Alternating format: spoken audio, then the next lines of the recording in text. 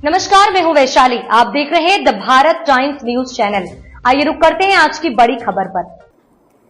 गाय के गोबर से बने पेंट का इस्तेमाल अब सरकारी भवनों में भी होगा, सीएम योगी का बड़ा निर्देश।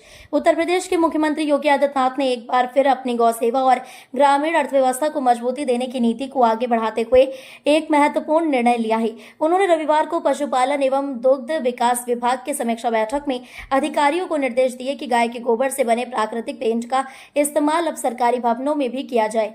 सीएम योगी का ये फैसला कई मायनों में महत्वपूर्ण है।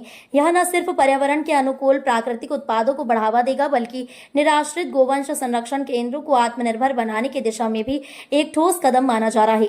मुख्यमंत्री ने बैठक में कहा कि पशुपालन और दुग्ध विकास सिर्फ दूध उत्पादन तक सीमित नहीं है, बल्कि ये आजीविका, पोषण, सुरक्षा और महिलाओं के आर्थिक सशक्तिकरण में भी बड़ी भूमिका निभा सकता है।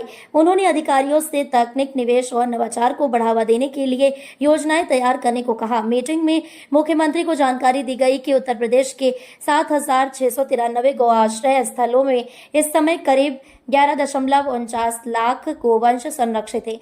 इन सभी स्थलों की निगरानी सीसीटीवी कैमरों के जरिए की जा रही है। सीएम योगी ने निर्देश दिए कि हर आश्रय स्थल पर देखभाल के लिए पर्याप्त कर्मचारी तैनात किए जाएं। कर्मचारियों को समय पर वेतन मिले, भूसा बैंक की स्थापना हो, पीने के पानी, हरे चारे और चोकर की पर्याप्त व्यवस्था हो, पशु डॉक्टरों की नियमित विजिट सुनिश्चित किए जाए। गरीब परिवारों को मिलेगा सीधा लाभ। सीएम योगी ने कहा कि जिन गरीब परिवारों के पास पशुधन नहीं है, उन्हें मुख्यमंत्री निराश्रित गोवंश सहभागिता योजना के तहत गाय दी जाए,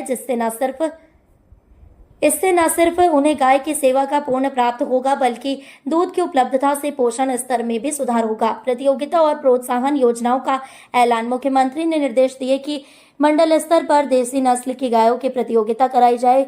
अच्छे गो आश्रय स्थलों को चिन्हित कर उन्हें सम्मानित किया जाए। गौ आधारित उत्पाद बनाने वाले संस्थानों के बीच प्रतियोगिता कराकर नवाचार को बढ़ावा दिया जाए।